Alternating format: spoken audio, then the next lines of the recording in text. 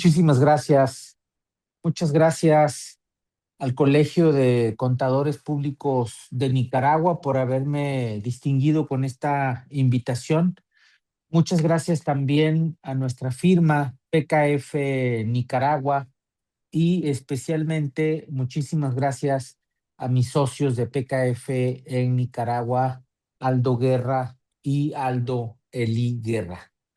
Me complace muchísimo tener la oportunidad de hablar en este foro que vamos a dividir en una sesión primero, que es la conferencia como tal, que durará aproximadamente 30 minutos, más una sesión de preguntas y respuestas que esperemos que también sea de 30 minutos.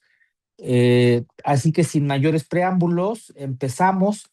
La presentación o la conferencia la hemos dividido en tres secciones. La primera es sobre un repaso por el marco legal nicaragüense, perdón, en materia de precios de transferencia y algunos comentarios o experiencias que podemos aportar desde el ámbito global.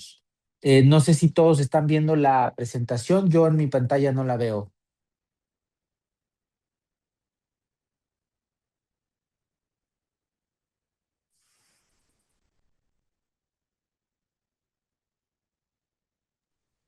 No, Una no pregunta, veo. ¿usted Sí, ya le dio la opción de presentación? no, bueno, yo asumía que la iban a proyectar ustedes. No, no, no, permítame. Vamos a abrirla entonces, permítame, sí. Sí, Un gracias. momentito. Gracias, sí. ¿Mm? Bueno, mientras hacemos los ajustes correspondientes, ¿cómo han estado las actividades por allá, el clima? Todo bastante bien, muchísimas gracias. Sí, todo muy, muy bien.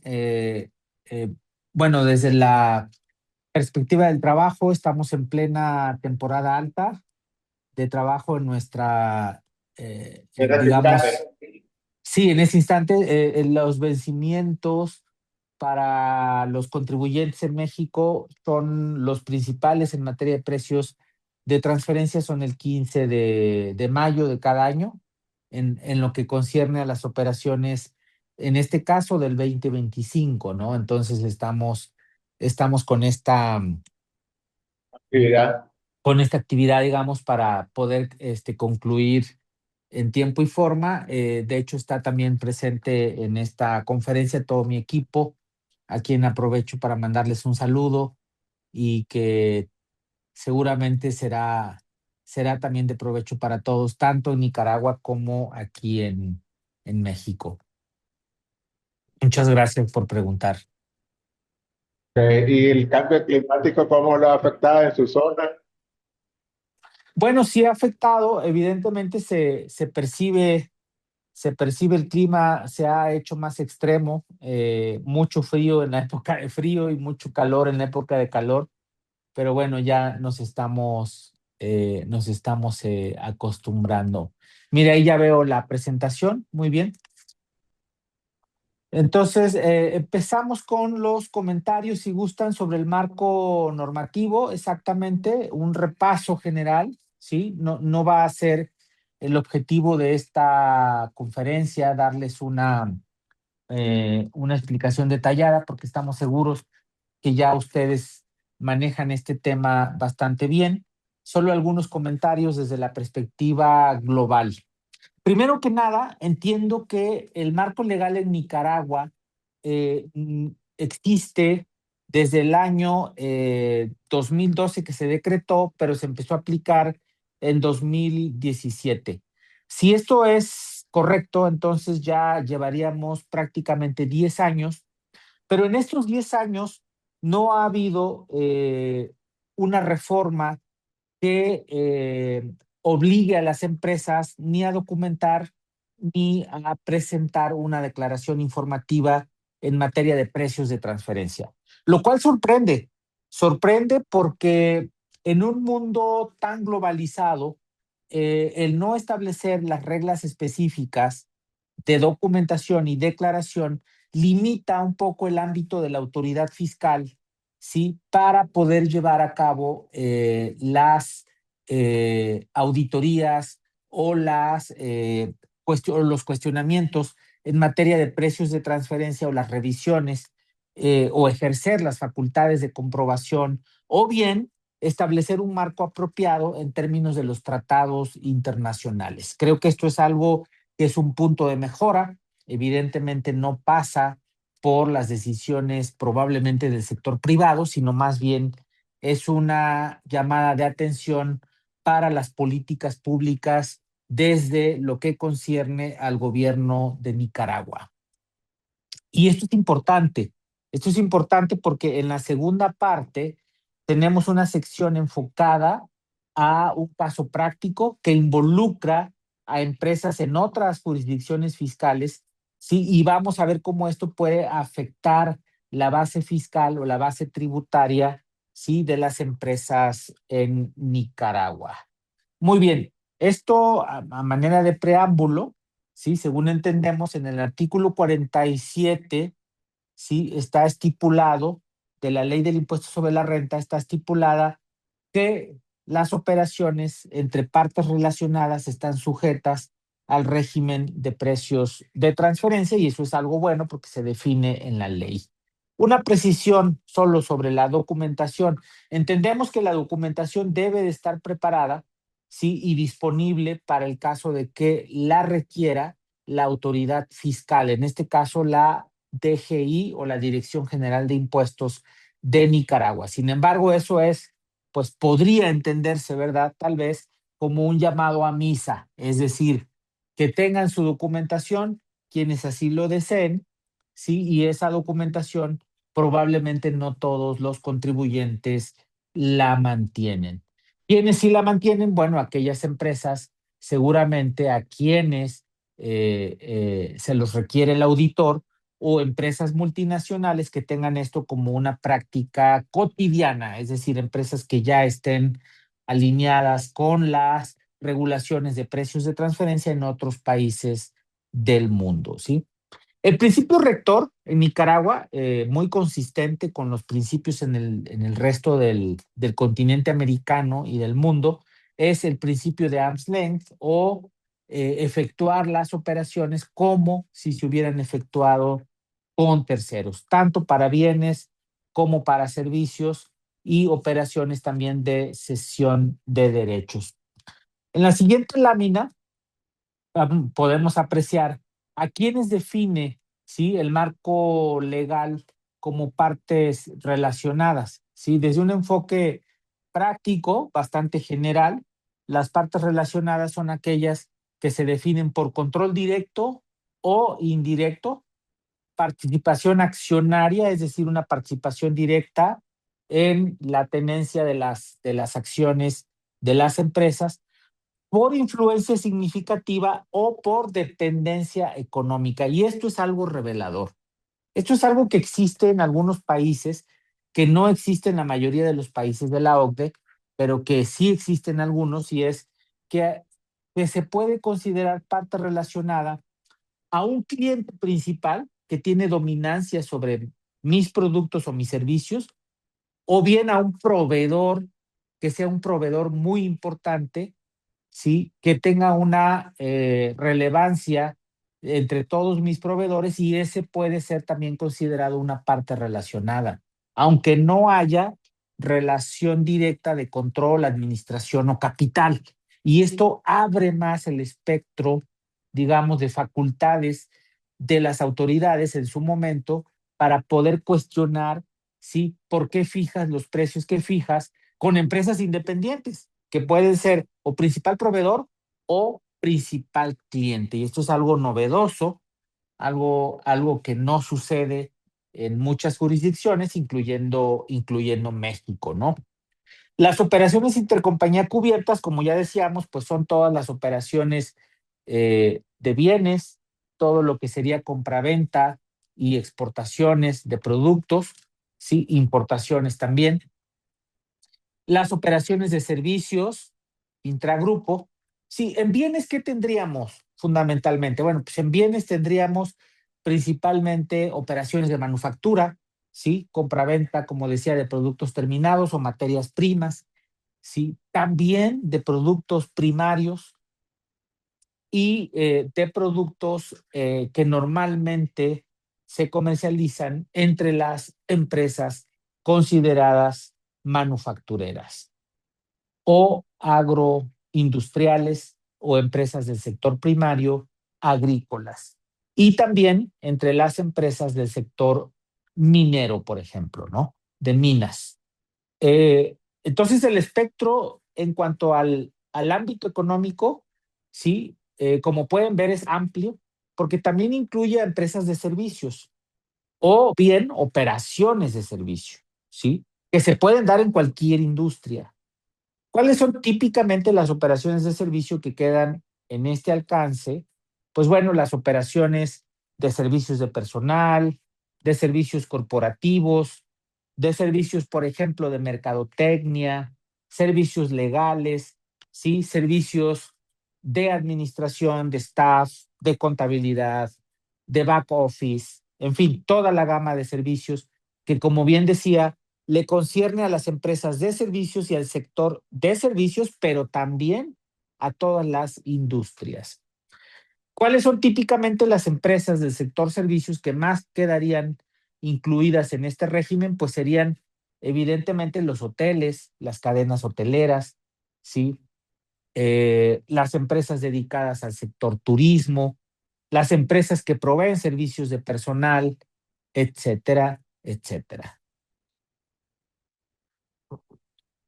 El régimen también incluye las operaciones de intangibles que hoy por hoy pues cobran una especial relevancia porque estamos en el mundo de los intangibles. Es decir, hoy más que nunca la economía es una economía dominada por los intangibles, por las marcas, las patentes, el conocimiento, el know-how, etcétera, la técnica. Es decir, todo producto, casi todo producto que compramos es un producto físico, un producto de bien, pero ese producto trae incorporados ciertos intangibles, ¿sí? Y aquí, por ejemplo, tengo a la mano un teléfono celular que es tecnológicamente muy capaz, pero que estoy seguro que vale más el intangible que el producto en sí. Entonces, todos hoy nos movemos en el entorno de los productos con alto contenido de intangibles. Y luego, esto es muy importante para el fisco nicaragüense y para la iniciativa privada, porque el uso y la explotación y por lo tanto la fiscalización de los intangibles se ha convertido en uno de los aspectos más complejos de documentar y de trazar, ¿sí? Y entonces, o quedas con reglas claras o quedas en la incertidumbre operacional desde la perspectiva de precios de transferencia. Otra de las operaciones que también están incluidas en el marco normativo nicaragüense es el financiamiento o las operaciones de préstamo e intereses. Esto está muy alineado, evidentemente, a las normas internacionales y a las guías de la OCDE.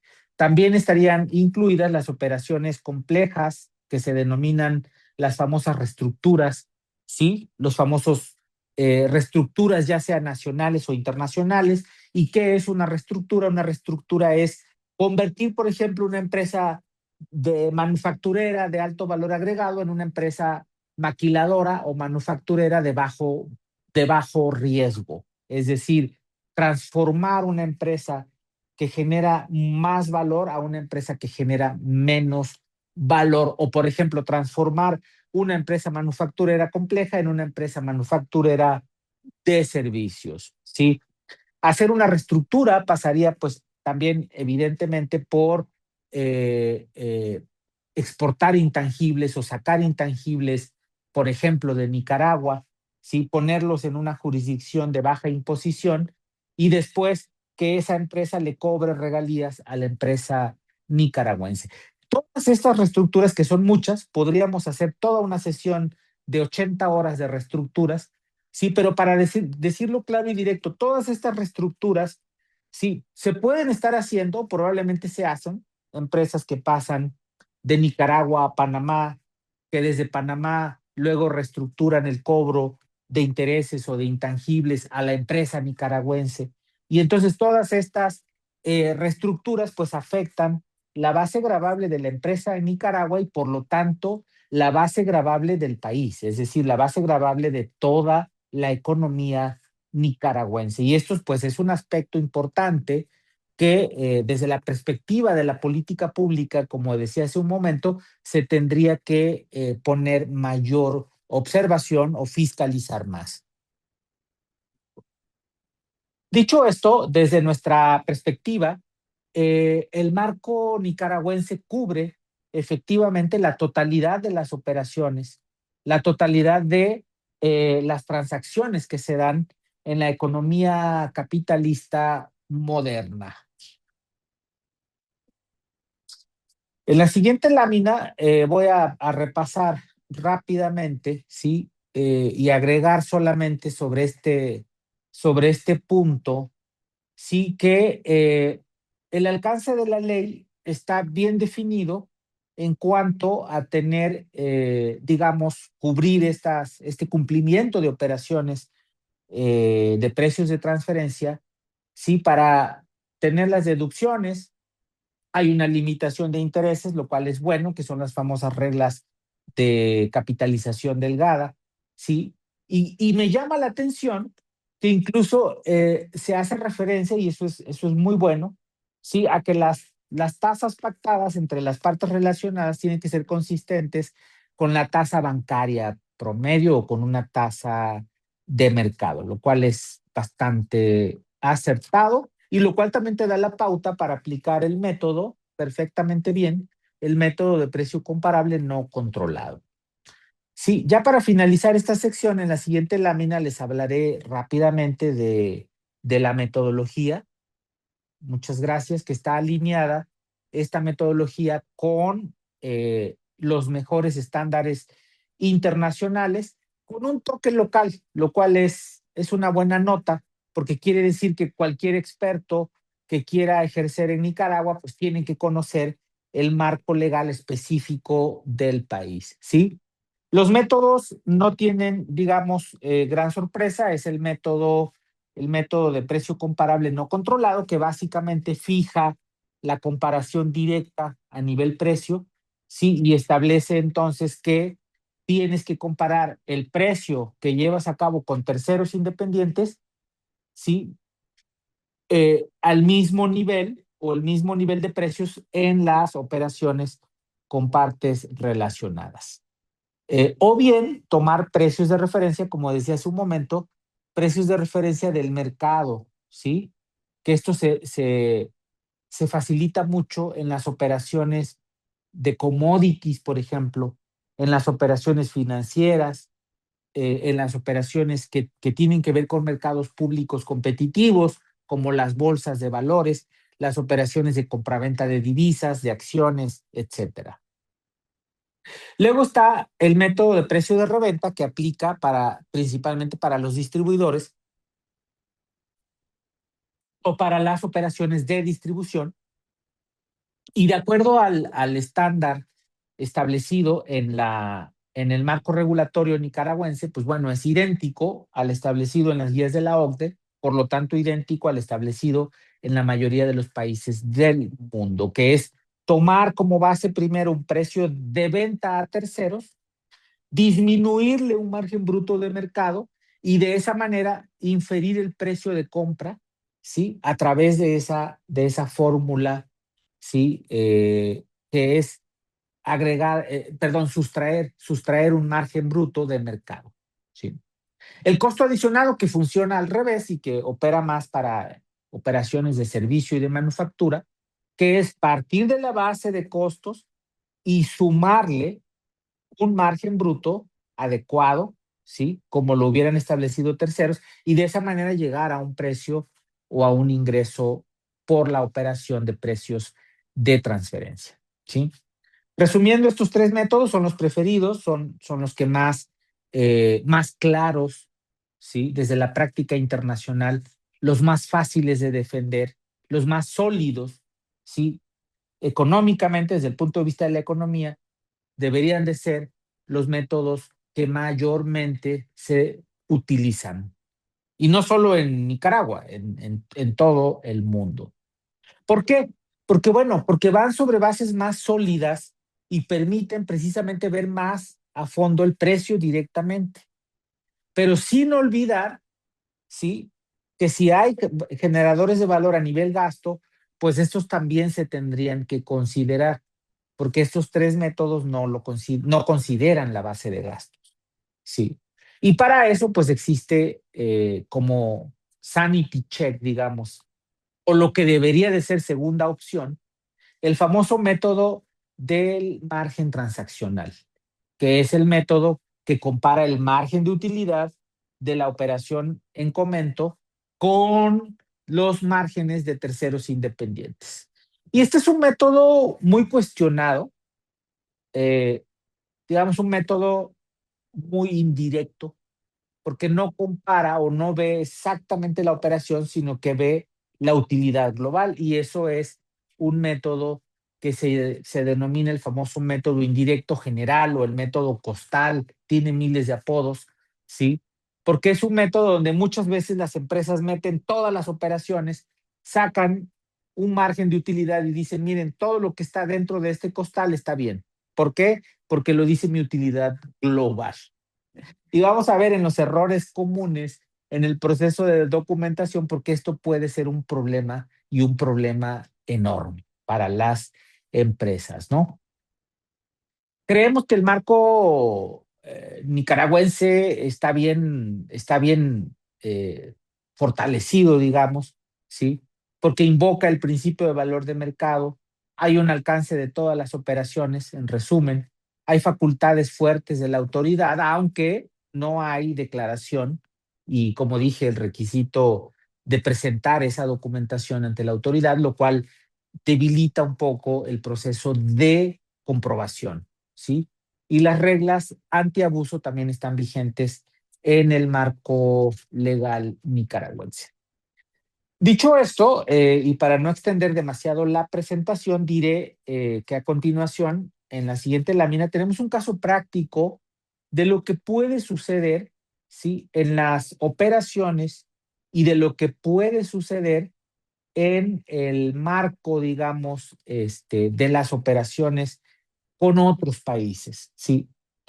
Tenemos el caso de en esta lámina, de una empresa costarricense cuya casa matriz está en Costa Rica, ¿sí? En el segmento de las harinas de trigo. Eh, para decirlo fácil, un molino de trigo, ¿sí? Una harinera, que le vende harina de trigo, ¿sí? La casa matriz es dueña de un molino o de una harinera, y esa harinera le vende a partes relacionadas que ya son distribuidores, tanto en Costa Rica como a otras partes, a otra parte relacionada, perdón, en Nicaragua. ¿Sí? Entonces, un buen día, el fisco costarricense en este caso, y sé que pues es un tema sensible porque hay una frontera económica muy cercana y hay una cercanía con Costa Rica, ¿sí? Y bueno, en fútbol pues no hablemos, como en todos nuestros países, hay una rivalidad económica importante y hay una competencia, quise decir, perdón, hay una competencia económica entre las dos economías. Eh, y bueno, pues se le vende también a la economía nicaragüense. Aunque son economías próximas, están ambas en Centroamérica y son economías similares en tamaño, en importancia. Sí tienen mercados muy diferenciados. Y de esto fue precisamente de lo que nos dimos cuenta cuando fuimos contratados para el arbitraje internacional de este caso. Y justamente aquí el tema es de la aplicación metodológica y de la teoría económica pura, así como de la regulación, que fue lo primero que comentamos, ¿sí? Pero evidentemente, en el precio de transferencia, el fisco costarricense se dio cuenta de lo siguiente, que la harinera le vendía a las partes relacionadas en Costa Rica el kilo de harina a un precio y luego tomaba el mismo kilo de harina y lo vendía a la empresa nicaragüense a un precio menor. Bueno, aplicando el método de precio comparable no controlado puro, ¿sí? La conclusión del fisco costarricense es que entonces se estaban vendiendo por debajo del precio de mercado. Sí, correcto. La gran pregunta aquí, el gran tema aquí es ¿a qué mercado te refieres? Por debajo del precio del mercado en Costa Rica, sí, pero por debajo del precio de mercado en Nicaragua, no. Es decir, usando la comparabilidad a nivel de peras con peras y manzanas con manzanas, en Nicaragua el kilo de harina estaba a valores de mercado y en Costa Rica también. Pero entonces, ¿qué estaba mal? Algo tenía que estar mal formulado, ¿no? Lo que estaba mal era la aplicación indiscriminada y sin el contexto económico adecuado del fisco costarricense, en nuestra opinión, ¿sí? Y entonces logramos defender a la contribuyente mediante un proceso, ¿sí? Que tuvo que pasar por dos métodos. Primero, confirmar que el método de precio comparable sí aplicaba, pero aplicaba justamente en el mercado relevante, es decir, en el mercado donde realmente tienes que comparar lo que son los precios de Costa Rica en Costa Rica y lo que son los precios de Nicaragua en Nicaragua. Y se comprobó que sí estaban a valores de mercado en cada mercado, pero confirmamos el análisis mediante la aplicación del método de márgenes transaccionales de utilidad de operación, ¿sí? Eh, Considerando lo siguiente, todas las empresas tienen facultades para discriminar precios, es decir, es una facultad económica de las empresas vender un lote de productos a un precio que maximice su ingreso, que era el caso del lote de productos que vendían en Costa Rica. Y el segundo lote de productos, como está aquí mostrado en la gráfica, en las gráficas, no los quiero confundir mucho, solo lo voy a explicar, ¿sí? Y un segundo lote de productos a un precio menor, pero que maximiza las utilidades de la empresa. Y a través del método de márgenes transaccionales logramos comprobar que entonces, solo así, la utilidad de operación pasaba de menos 0.05% a 6.7%. Es decir, la empresa costarricense realmente estaba generando utilidades gracias a que maximizaba sus ingresos vía la discriminación de precios. Y curiosamente, si hubiera seguido la lógica de la autoridad costarricense de no discriminar precios y por lo tanto no venderle al mismo precio a su parte relacionada en Nicaragua o no venderle porque simplemente no podía aplicar el mismo precio vigente en Nicaragua, entonces, lejos de generar utilidades, hubiera generado pérdidas y por lo tanto, entonces no hubiera pagado impuestos ni en Costa Rica ni en Nicaragua. En fin, es un caso interesante, un caso de los que como experto internacional me gusta mucho atender porque esto te habla de la enorme complejidad de la materia de precios de transferencia, pero sobre todo de que los errores no solo están al alcance de los expertos que estamos en la iniciativa privada o de las empresas, sino también de los funcionarios que trabajan en el sector público. En fin, el caso interesante se fue a controversia. Como saben, pues esto termina siempre en litigios. La puerta estaba abierta para un procedimiento de autoridades competentes, ¿sí? Y bueno, pues el caso finalmente se logró manejar y defender de esta manera. En la siguiente sección ya nada más quiero hablar rápidamente, porque sé que el tiempo apremia, sí, sobre lo que podemos ofrecer desde el punto de vista de la experiencia internacional. Pasaríamos a la lámina, por favor, de la siguiente sección.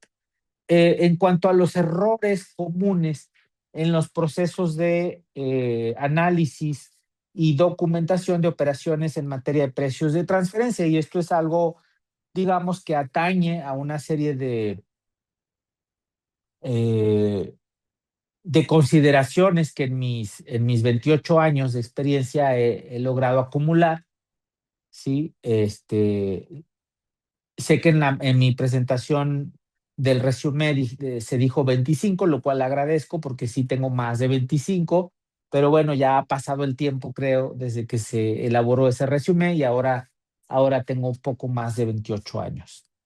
Bueno, ¿qué podemos decir nosotros que pueden ser algunos errores comunes en el proceso de documentación de materia de precios de transferencia y que pueden ser detonantes, ¿sí?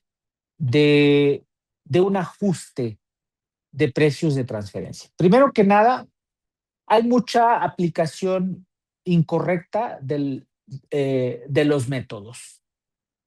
Es decir, sobre todo, eh, puede haber una estrategia apresurada de aplicar el método del margen transaccional cuando ese método en algunos casos no comprueba nada y lejos de comprobar simplemente pone en riesgo a los contribuyentes. Sí, y el problema del método de márgenes transaccionales es que la ley no te obliga a tener utilidades, ¿sí? Es decir, puedo estar tratando de medir la utilidad para justificar operaciones, pero la ley no te dice ni te limita a tener mucha o poca utilidad. Y eso puede tener mucho o no tener nada que ver con los precios de transferencia. Y entonces, por eso, muchas veces hemos notado una aplicación a veces acelerada, rápida, apresurada del método costal, en lugar de sentarnos y analizar la operación en concreto, aislar la operación, ¿sí? Y aplicar ya sea un método de precio comparable no controlado, un método de precio de reventa, un método de costo adicionado. Y eso es algo que nos puede poner, digamos, en un proceso difícil de justificar en caso de algún cuestionamiento por parte de la autoridad fiscal, ¿sí? Luego vemos que puede haber una inconsistencia. Todo en precios de transferencia, sí, como dije, se compone de los tres ejes que lo voy a decir. El eje normativo, el eje teórico o de la teoría económica y el eje práctico, y todo eso está relacionado con la ética, ¿sí? Eh, Puede haber mucha inconsistencia, sí. Si precios de transferencia tienen que ser de consistencia en tres niveles de disciplinas, ¿sí? Imagínense ahora dentro de un mismo estudio, pues también esas inconsistencias que puede haber entre la caracterización funcional, ¿sí? Y el método seleccionado, pues puede llevarnos a serios problemas al momento de defender ese estudio o ese análisis, ¿no? Luego también sucede que cuesta trabajo a veces seleccionar a la parte analizada correcta o a la operación analizada, que muchas veces hay confusión. Es decir, muchas veces se confunde a la operación con la empresa, a la empresa con la operación y se hace un enredo, podemos caer en un enredo total al momento de querer justificar una operación en concreto si no la vemos en su correcta dimensión y caracterización. Sucede mucho, por ejemplo, el confundir operaciones de servicios con operaciones de asistencia técnica, con operaciones de transferencia de tecnología y confundir todas esas operaciones con la empresa y entonces terminar tratando de documentar todo un Frankenstein que no tiene ni pies ni cabeza. Sucede muy, muy a menudo, ¿no? También. El tema de las comparables es todo un mundo aparte, ¿sí? Porque todo lo anterior nos puede llevar a un problema de comparables, de selección adecuadas de comparabilidad. Y me regreso un poco también a la parte de las entidades analizadas o de la parte analizada o de la operación analizada, porque eso también nos puede llevar a un problema de no seleccionar adecuadamente a la entidad menos compleja o la operación menos compleja. Y muchas veces se usa esto para ocultar que hay operaciones mal documentadas o empresas que no están dentro de los parámetros de mercado, ¿sí? Y entonces se hace un análisis forzado para tratar de justificar lo injustificable o tratar de justificar algo que en 2 segundos la autoridad fiscal puede detectar, ¿sí? Eh, Comparables que no son comparables o filtros que tratan de explicar una comparabilidad que no se sustenta y se puede caer fácilmente. Sí, y en la siguiente lámina, a partir del punto 6, sí, ya para cerrar toda la presentación, otro de los problemas típicos pudiera ser el uso de la información financiera que no amarra o no cuadra con el proceso, digamos, con el estudio. Sí, es decir, usar información financiera inconsistente o más allá de eso, fuentes de información que no coinciden, es decir, no coincide el monto establecido en la declaración con el monto establecido en el estudio y nada de eso coincide con lo que dicen los estados financieros. En fin, es importantísimo alinear bien todas las fuentes de información y esto no necesariamente es un error, digamos, del proceso de documentación. Estos errores surgen desde la práctica cotidiana en el registro, en la contabilidad del contribuyente. Y esto es algo que es importante porque, bueno, es poco defendible ante la autoridad fiscal llegar con un, digamos, análisis o estudio que tiene fuentes de información muy inconsistentes, ¿sí? Y luego, pues, también puede haber procesos o información o segmentación inexistente o incorrecta. Tratar de analizar una operación grande con un segmento pequeño o tratar de analizar a través de una operación global un segmento así de pequeño de las operaciones intercompañía. También puede ser muy cuestionable. El uso de los rangos intercuartiles mal aplicados o los métodos estadísticos también mal entendidos, mal aplicados. Todos los métodos estadísticos son medidas de tendencia central y desde la perspectiva de la teoría económica, ¿sí?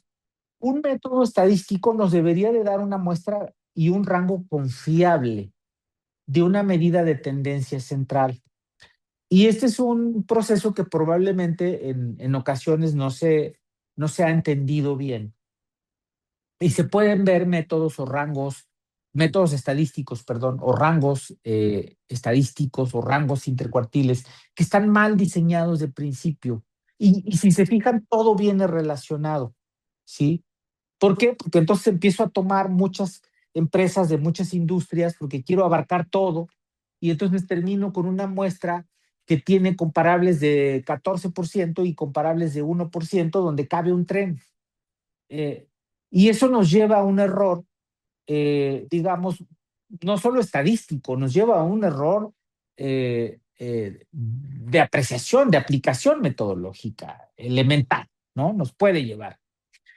Y bueno, para decir y concluir, sin mucha prisa, pero sí claramente, sí también puede haber problemas de falta de sustancia económica en la operación, eso se ve mucho, operaciones proporcionadas por accionistas, operaciones de intangibles inexistentes, en fin, servicios espurios, eh, operaciones que no existen, ¿sí? Servicios duplicados. Es decir, tengo tengo servicios técnicos, servicios directivos, servicios estratégicos, se pagan miles de servicios y al final la empresa pierde. Entonces, no se entiende por qué tanto servicio para que la empresa pierda. Entonces, no están generando valor, ¿sí? No hay un diferenciador. Y luego la treta desesperada de las conclusiones no defendibles, es decir, conclusiones que lejos de ponernos en una ventaja de defender la documentación del contribuyente, nos ponen en problemas serios, es decir, conclusiones que no son consistentes con nada. Recientemente en una revisión tipo peer, vi un estudio precisamente en este caso de una empresa nicaragüense, en donde la conclusión, perdón, la documentación toda comprueba que la empresa está debajo de rango, y la conclusión es totalmente confusa y no concluye nada. Entonces, esos estudios, lejos de ser un apoyo, pues muchas veces son una contingencia.